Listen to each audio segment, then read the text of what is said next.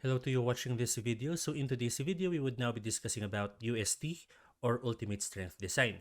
So if you have already watched our previous video lecture on WSD or Working Stress Design, I have already indicated there that for USD, this is actually the modern way on designing things, and this is also the primary method. So primary method for designing reinforced concrete structure. Okay, so as a recap, I have already shown these figures to you in my video on WSD, but as a recap once again, suppose that we have a beam that is subject to a load. If our beam is subject to a load, of course, it would now experience bending. And if you would now be solving for, or let's say if you would now be drawing the moment diagram of this particular beam. So suppose that this is now the moment, and suppose that the moment is very low in such a way that it did not reach the cracking moment. So with that, guys, if the moment is very low, it means that our concrete would not crack, thus uncrack. If we would further increase the load in such a way that it would now reach the cracking moment, and from that, guys, our beam is now on the verge of cracking. So further increase in our loads will result to a moment that is greater than the cracking moment. Thus, our section would now crack. But take note, guys, that in this situation now, we are now to consider inelastic cracking. So once again, in this tree, we will now be making use of WSD. But if we would further increase our load, as you can see here, this was our load for WSD. If we would further increase our load in such a way that the moment will now reach the ultimate moment, meaning that our section would now experience inelastic cracking. So for what inelastic cracking means, I have already shown that to you in the previous video lecture on WSD, but as a review, suppose that we have a particular beam. So let's say that this is now our beam. And upon subject of a very high load, so let's say that these loads are very high, and of course, the tendency of the beam is it would bend. So if it would now crack and deform inelastically, meaning by inelastically, if we would now be removing all of these loads, it would now, it would not go back to its original shape or original geometry. So for example, that this is now its permanent geometry, meaning that it has underwent inelastic deformation already. So meaning it would not go back to its original shape. So from that, guys, considering this moment, or for example, that it has already reached its inelastic capacity, meaning that we are now to solve for MU, or the ultimate moment. And from that, this is now the basis, once again, for USD. So this is now the basis of our ultimate strength design. And again, for elastic scenarios, this is for W, S, and D. Okay, so for USD, what is now the design philosophy? Sorry. Okay, so for USD, what is now the design philosophy, I should say? Okay, so if you can remember from WSD, what we did before, so for the WSD, what we did before was that we have just solved for the bending moment via MC over I, and that these bending moments must be greater than, it must be less than the allowable. Okay, so that is what we did the last time. But the thing is here, again, for our situation, it has already underwent inelastic bending, and from that we cannot make use of this formula any longer. Okay, however, our design philosophy states that for the value of PMN, the value of PMN must be greater than or equal to the ultimate moment. So what does this mean? So MN is basically the nominal strength of our beam or of our section. And when we say nominal, this is actually similar to the word exact strength. Okay, so as for the value of P, this is now our reduction factor. So this will serve as our quote-unquote factor of safety. So a reduction factor. And MU is now our ultimate moment or factored load. So meaning, guys, that for MU, this will now be based upon the actual moment diagram. However, for that actual moment diagram, it must be factored. So once again, this must be factored. And according to the code by ACI, or let's say NSCP, the factored loads that we will be making use would be the following, but are not limited to, of course. So MU must be equal to 1.4 the moment due to dead load, or maybe 1.2 the moment, 1.2 times the moment due to dead load plus 1.6 due to the moment due to live load, etc. Okay. So as for MU, this is now the demand. Okay. This is what we would be calling the demand. And as for the value of PMN, this is now the design strength. Okay. So this is now the design strength. So if this is now the design strength and this is now the demand, so our basic philosophy for USD is that the member must be stronger in such a way that it can carry what is being demanded of it. So that is our basic principle here. So once again, the use of this factor phi is like our quote-unquote factor of safety. So we will be reducing the nominal strength once again for as a factor of safety. Okay, so looking at this diagram here, again, if you are to look at this cracked section here, so if I would increase that, or let's say I would zoom that, it would now look like this. So the variables that we need to take into consideration here are, of course, the following. So we have the breadth of the web. So breadth of web. So I will be explaining to you why is it called like this. But if it helps you, you can also say that this is the beam width of sorts, if that would help you understand our lecture. But truth be told, this B sub W is actually B or breadth of the web. Anyway, so aside from that, we also have our total depth H. When we say total depth, that is the distance from the extreme fiber on the compression up until the extreme fiber on the tension, or basically the whole beam itself. Okay, so we also have the value of dt. So when we say dt, that is the distance from the extreme compression fiber up until the centroid of the furthest steel tension, or reinforcing steel bars. And you also have the factor d, the variable d, which indicates that d is the effective depth. When we say effective depth, guys, it is the distance from the extreme compression fiber up until the centroid of our steel bars. Okay, so in most cases, suppose that we have a certain beam. Okay, so for example, that we have a certain beam. And let's say that the steel bars are just one layer. So, kunwari, one layer lang po sila. So, from that, this is the value of the effective depth. Since if you would be getting the centroid, it is basically just there. And it is also the value of dt. Okay, so that is for this one here. Okay, so from strength of materials, if we are now to draw its strain diagram, it would now look like this. So, this value here represents compression, and the value here at the left side indicates tension.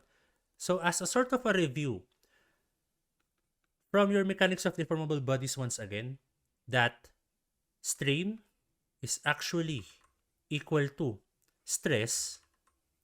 So stress divided by modulus of elasticity.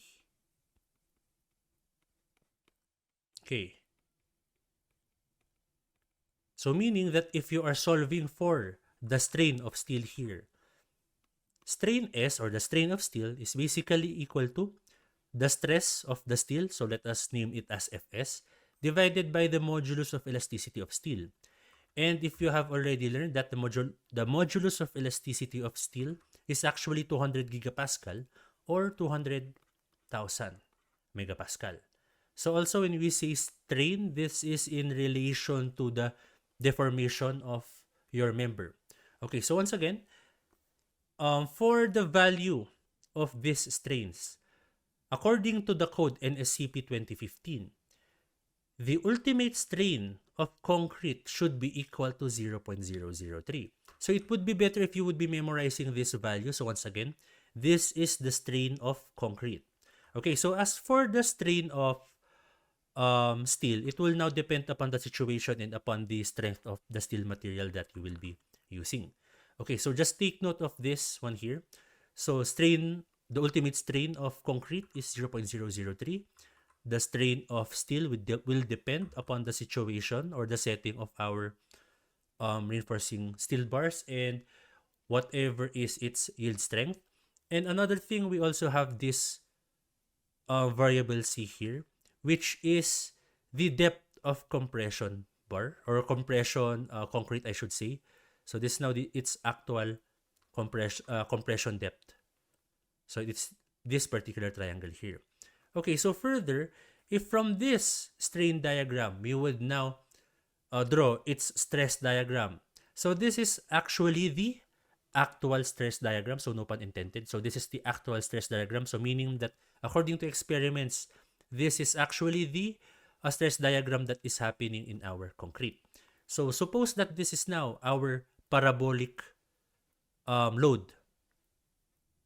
So in order for you to solve for the resultant of this parabolic curve, you will now get the total area of this curve, multiply it by BW or what do you call this? Breadth of the width, I should say. Sorry. So upon doing that, you will now solve for the resultant. Okay, so the thing here is that what is the area of a parabola or this second degree curve right here?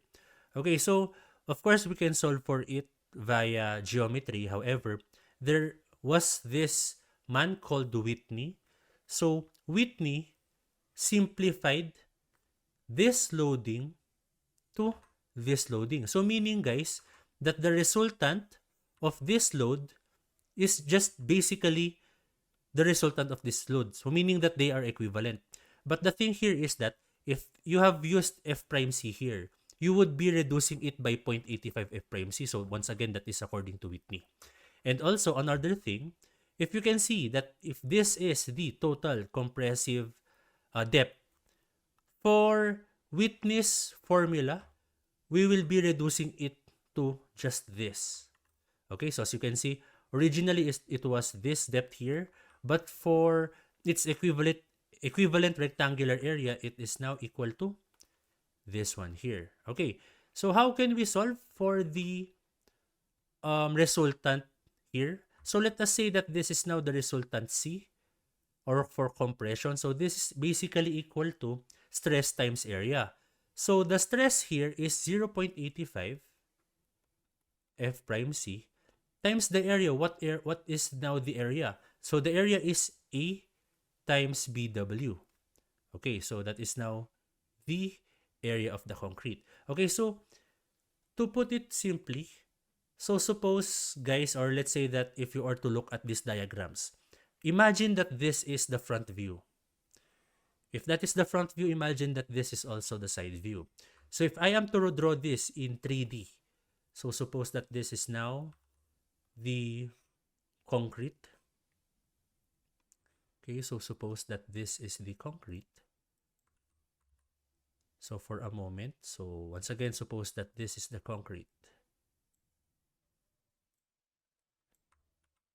For a moment. Okay, so suppose that this is the 3D representation of the concrete. And collectively speaking, if I am to draw the rebars here as one. So for example, that we only have one rebar or one whole big rebar. So from that, if this is now the rebar, this rebar would now have its tensile strength or tensile force. And from our diagram here, this is now our tension. Okay? So from that, this is now our tension and this is now the product of the area of the steel times the stress of the steel. In some cases, this is actually equal to AS times FY, but once again, it is not always the case. Okay? So anyway, so aside from that, I have also indicated in our previous diagram that this here, or this blue area here, is the compression concrete. So meaning, guys, that this is now the compression concrete. And once again, if I am to tell you that this is the front view and this is the side view, this is now the rectangular view of it. So this is now the stress. Okay. So if I am to draw it like this, I'm hoping that you can understand it easily. Okay, so anyway, so from that, guys, so if I am to just close this. Okay, anyway, so the value of this particular length here, that is now equal to 0.85 f prime c. And once again, this depth here, that is equal to A, as seen here. This is now A. And for this particular dimension here, this is now BW. So B sub W as indicated here. So once again, in order for you to get the resultant here, so suppose that this is now our resultant. The value of this particular resultant, I should say, is just the volume of this rectangular block. So from that, that is 0.85 f prime c times BW times A, since this is a rectangular block. So from that, so this is now, it's a visual representation. Okay, so once again, we would now be referring to that here. So here we go.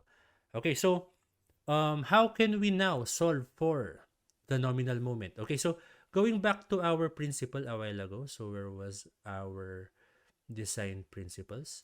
So for our design principles, Vmn must be greater than or equal to mu. Okay, so how can we solve for the value of mn? So for the value of mn, what we would now do is that we would just get a moment about any part in this stress diagram. So either I can get a moment here, here, here, or anywhere. So regardless if you would be getting the moment here, here, or here, your answer should be the same regardless. Once again. Okay, so suppose that we are now getting the summation of the moment at, let's say, I will name this as T, and I will name this as C, point C, and I will name this as T, I should say. So if you would now be getting the moment at, let's say, T, so the summation of moment about that point is basically equal to Mn.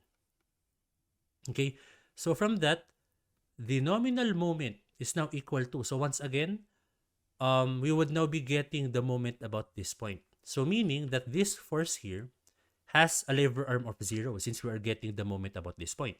So what are the forces that are acting about this rotation? So from that, we can now say that it is now the resultant of our compression block, or that is simply C. So from that, that is now equal to C times, of course, the lever arm. And the lever arm here is this particular value. So once again, if this depth here is our depth D, so once again, this is depth D, and we have also indicated that this, or the depth of the rectangular block here is A, and since this is rectangular, we can now safely say that its resultant is located at the middle part. So this is now A over 2. So from that, the lever arm is now equal to the depth minus A over 2. So from that, that is now equal to depth minus A over 2.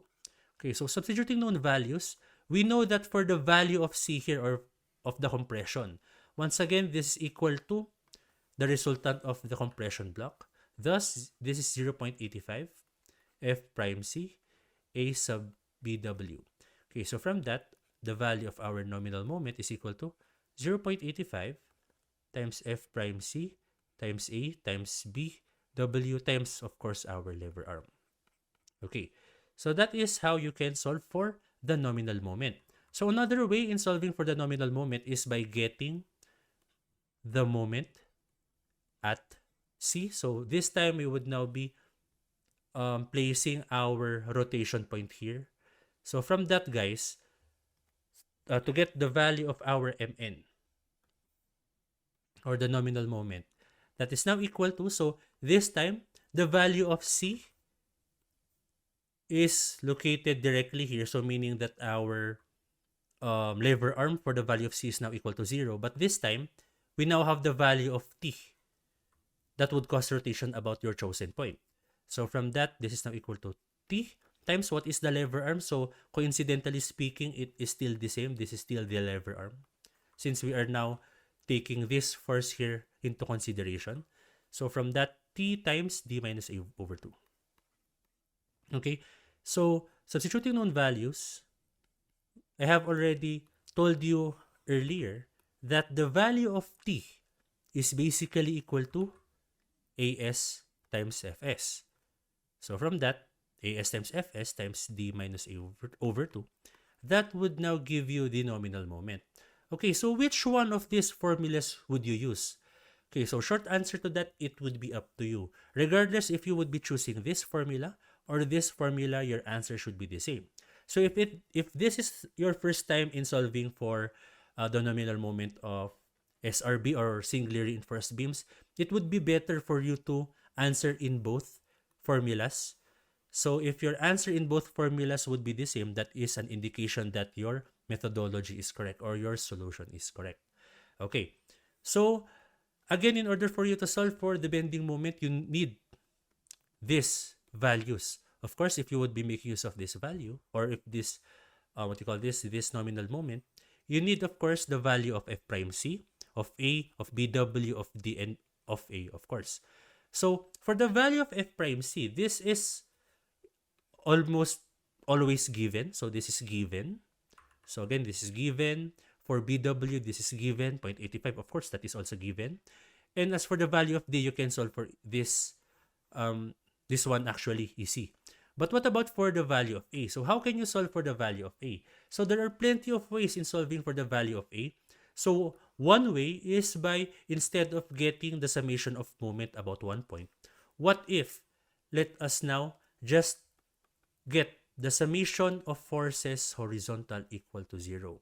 So from that, since our value of C is to the left, so meaning that is negative C, and since our value of T is towards the right, so that is now positive T. So that is equal to 0. So from that, we can now safely say that C is equal to T or T is equal to C. And substituting known values, that is 0.85 F prime C ABW is equal to AS FS. Okay, so you can also make use of this formula. Okay, so as per the value of AS, so before I tell you what is the value of Fs, I will be deriving some formulas using our strain diagram. Okay, so if this is now the value of C, so suppose that I am now to get an equation from this diagram here. So I will be getting this triangle here.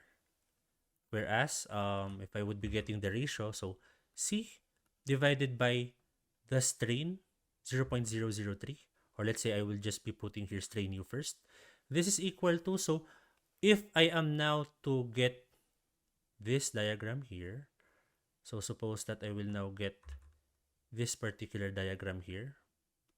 I will get this triangle here, I should say. So in this triangle, so the height is D. So again, that is height D. So once again, this particular height from this point to this point, that is D. Okay, so C is now equal to D divided by what is now the strain. So the strain here is now equal to strain S plus strain U. Because once again, strain S is up until this point. And strain EU or strain U is equal to from this point. So from that, this is now equal to strain S plus strain U. So strain S plus strain U.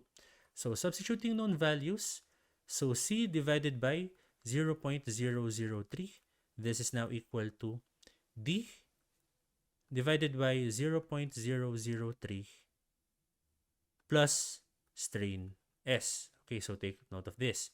Okay, so from that, if we are now solving for the value of C, so the value of C is now equal to 0.003 times D divided by 0.003 plus strain S.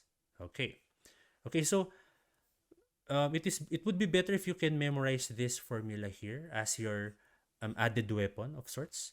So if I am now to multiply this, for example, by, let's say, 200,000. So do you guys agree that if I would just be multiplying this by 1, it is basically the number itself?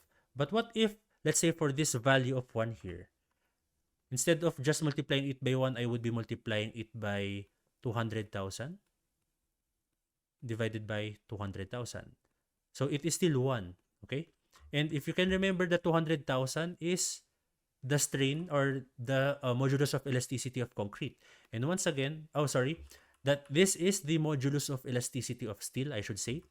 So again, the strain is equal to stress divided by modulus of elasticity.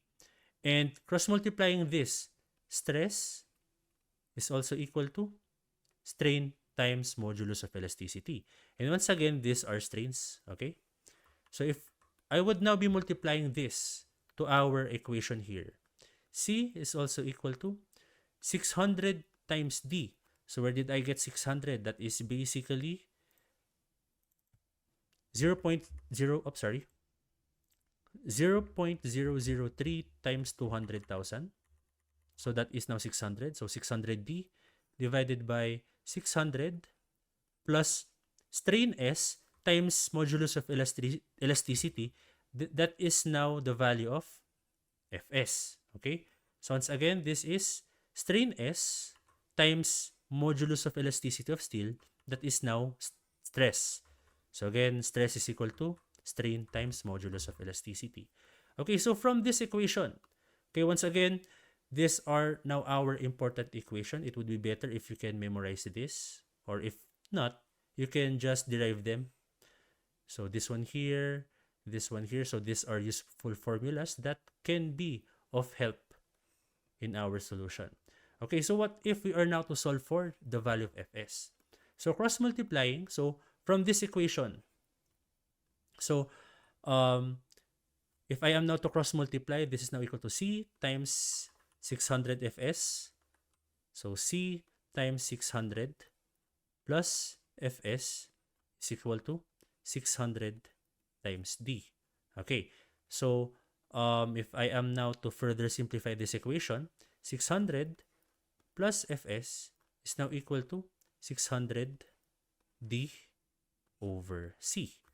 Okay, so isolating Fs to one side, so Fs is now equal to 600 D over C minus 600.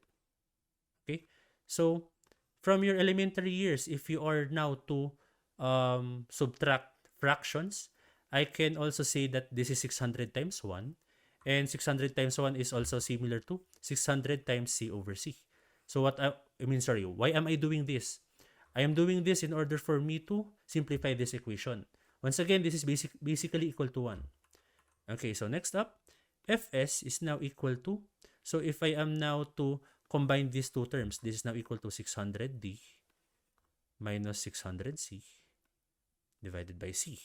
So factoring out 600, so Fs is now equal to 600 times D minus C over C. Okay, so this is another formula that we can use. So can we use it in this equation here? Yes. Okay. So we can make use of that particular equation to this value here. Okay, so for also another thing worth noting is that what is now the relation between C and A? As you can see, that for our compression block, it was diminished into A. So originally our compression block would be C. However, due to witness experiment, we can make use of A. So what is now the relation of A and C? So for the value of A, the value of A is basically equal to beta 1 times C. So what is now the value of beta 1? So beta 1 can be solved using this equation. So these equations are in reference with ACI and NSCP. Okay? So if the value of your f prime c is within the range from 17 up until 28, the value of beta 1 would be 0.85. So if the value of f prime c is now greater than or equal to 55, then meaning that the value of beta 1 is now 0.65.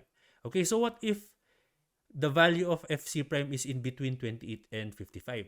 So you will now make use of this formula right here. Okay, so is there a technique in order for you to memorize this formula here? So the primary principle of this formula is that for every time that you would add 7 megapascals from 28, you would be deducting 0.05 from 0.85. So meaning guys, if our f prime c is equal to 28 megapascal, what is now the value of beta 1? So if it is 28 and below, our beta 1 is 0.85. Okay? So if we would be adding 7 megapascals in this f prime c, so suppose that f prime c is now equal to 35 megapascal.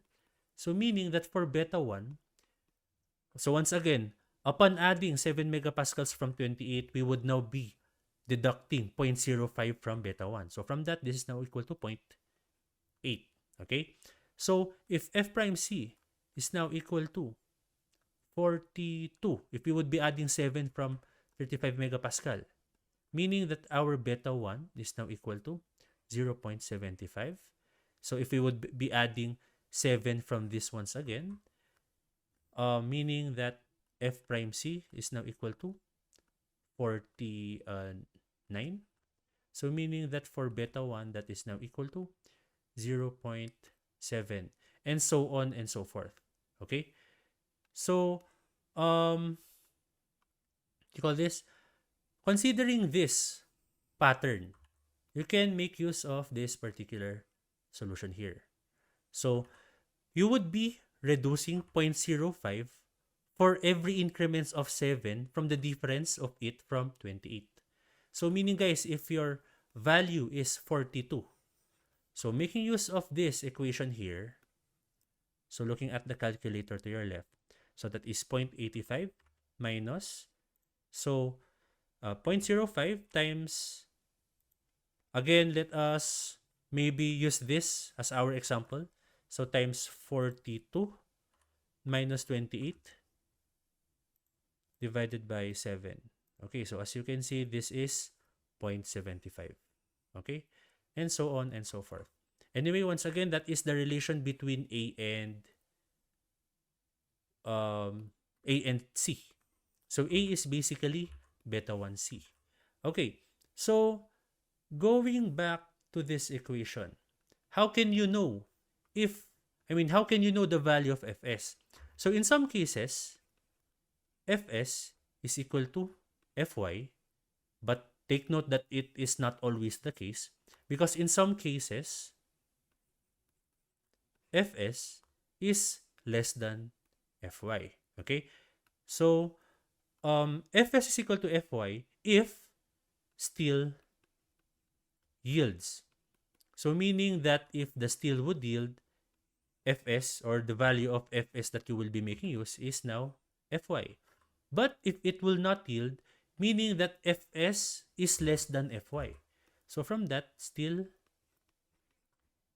does not yield. Okay, so there are plenty of ways in order for you to know if steel would yield or not.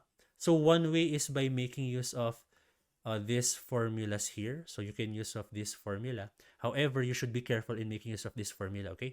Okay, so as for its example, that would be given in the next video. Anyway, so in this video, you would just be deriving things.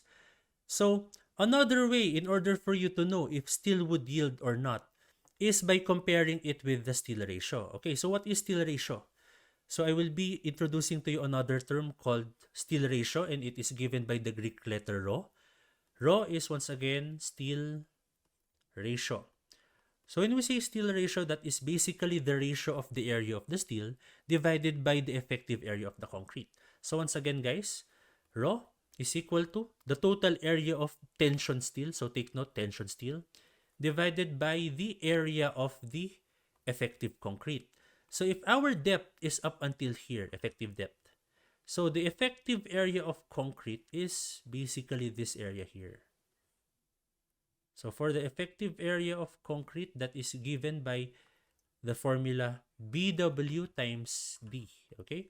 So that is BWD. Okay. So how can we now know if steel would yield or not by making use of steel ratio? So imagine this, guys. So suppose that you have a certain beam. And let's say that there are plenty of steel in the tension side. So napakadami.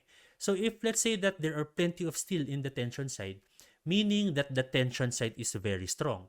So meaning that if the tension side is very strong, it would not yield or it would not even get destroyed because it is very strong. And let's say that if we would now be lessening the steel, so the lesser the steel, the lesser it is to fail, or the lesser its tendency to fail. So meaning guys that if there are plenty of steel in the tension side, hindi po siya masisira or it would not fail. So from that, with that being said, I should say, sorry. So with that being said, we can now solve for the raw balance. Okay? So when we say raw balance, this is now the steel ratio where F sub S is exactly equal to Fy. So once again, exactly. So once again, raw balance is the steel ratio where Fs is equal to Fy. Okay, so aside from that, we also have our balance condition. So this is where we can know what the value of raw balance is. So balanced condition. Okay, so for the balanced condition, so once again, rho is equal to AS over B sub WD. Okay, so if we are now to get the summation of forces horizontal, once again, from our previous stress diagram. Where was our stress diagram again? So this is our stress diagram. So if I am to copy this to my slide, so for a moment. So again, so this is now our diagram. Oops, that's not it. So apologies. So if I am to make use of, where is our diagram? So if I am now to make use of this particular diagram here,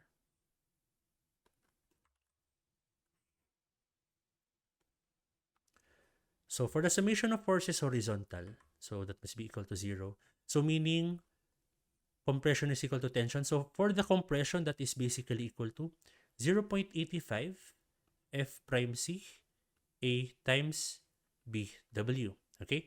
So for the tension side, that is ASFS.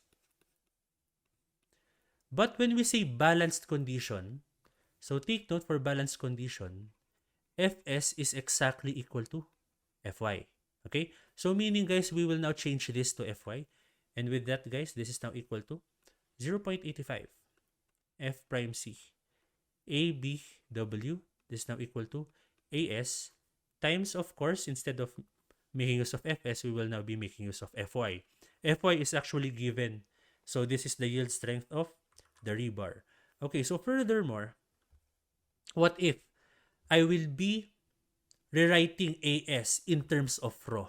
Okay, so from that, this is now equal to 0.85 F prime C A B sub W. This is now equal to, so for the value of AS, I will now be writing it in reference with rho. So from that, AS is equal to rho times BWD. So again, note from this equation, AS is equal to rho B sub WD. From that, I will be writing them here. And since it is now balanced condition, so this is now the rho for balanced condition since we have changed Fs to exactly equal to Fy. Meaning guys that the rho that we will be making use here is now the rho balanced. Okay? So from that, this is now raw balanced times BWD times FY. Okay. So another thing, I also have indicated earlier that A is basically equal to beta 1C. So furthermore, upon substituting known values, this is now equal to 0.85 F prime C beta 1C times B sub W is now equal to raw balance times B sub W times D times Fy. Okay, so solving for raw balanced. So for raw balanced, this is now equal to, so by cross multiplying, this is now equal to 0.85 F prime C beta 1 times C times BW times Fy. Times BW divided by B sub W times D times Fy. And as you can see here, BW would now cancel out, and giving us an equation of rho bal is now equal to 0.85 F prime C beta 1 C divided by D times Fy. Okay. So furthermore, again, from our previous derivation here, where was our previous derivation? So in our previous derivation, nasan na ba yun? Okay, but in our previous derivation, the value of C can be written as 0.003D divided by 0.003 times strain S, or 600D divided by 600 plus Fs. So substituting both, or both of them in our newly derived equation, so meaning guys that in here, so again for the value of C, let us substitute our derivation from earlier. So if C is equal to 0.003D divided by 0.003 plus Fs, also C is also equal to 0.003, C is equal to 600D divided by 600 plus Fs. Oh, sorry. This should be strain S, I should say. So this is strain S. Okay, so substituting these values to our equation here, this can now be rewritten as, so rho bal is equal to 0.85 F prime C times beta 1. So what is now the value of C? So the value of C is now equal to 0.003 times D divided by 0.003 plus strain S. But take note, we can say that this is now, instead of making use of strain S, we can now make use of strain Y, since in the balance condition, it would exactly yield, okay? If it would exactly yield, instead of using the subscript S, we can now replace this as Y, since it would exactly yield. So once again, from that, this is now divided by D times Fy, and D would now cancel out.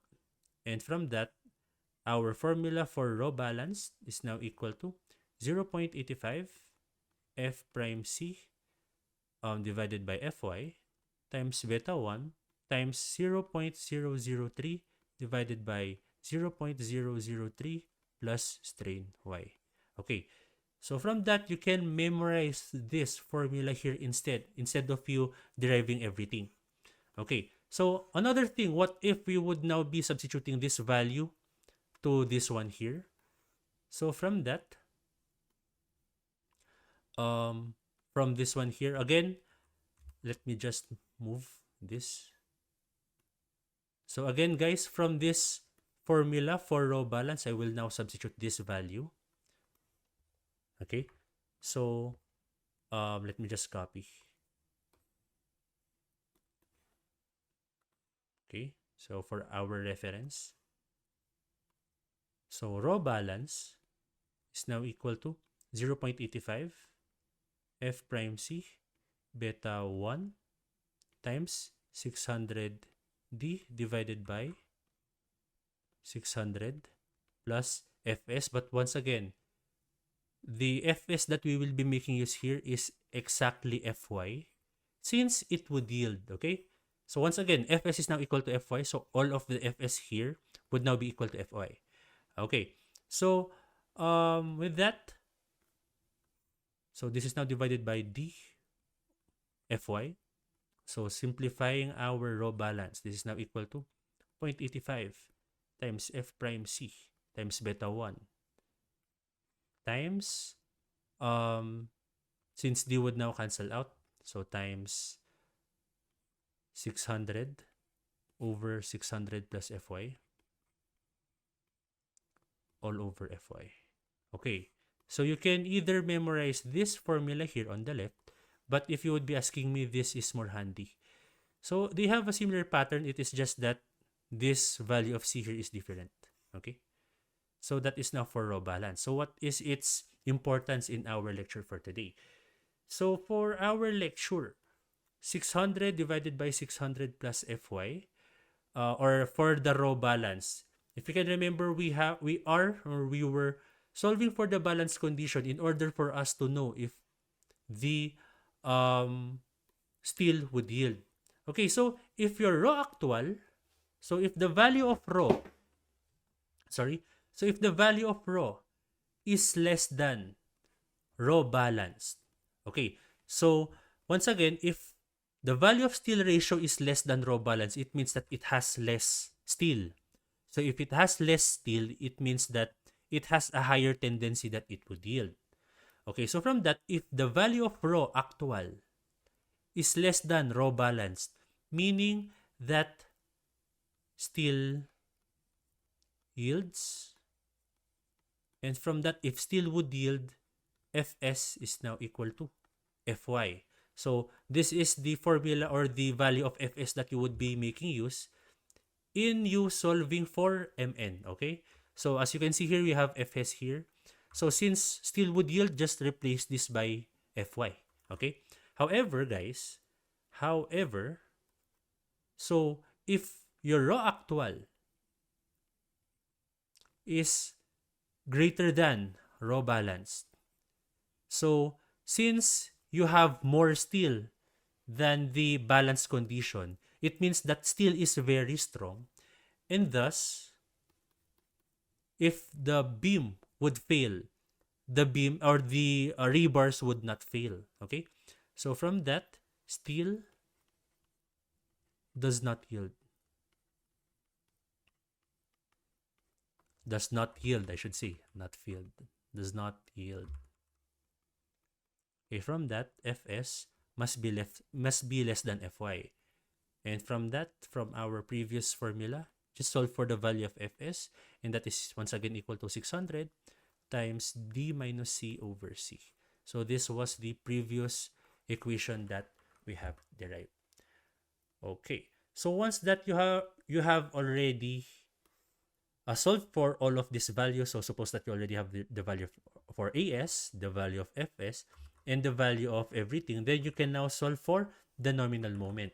Okay, so once again, you can say that your answer is correct if the value of your Mn here and the value of your Mn here are exactly the same. Okay, so there.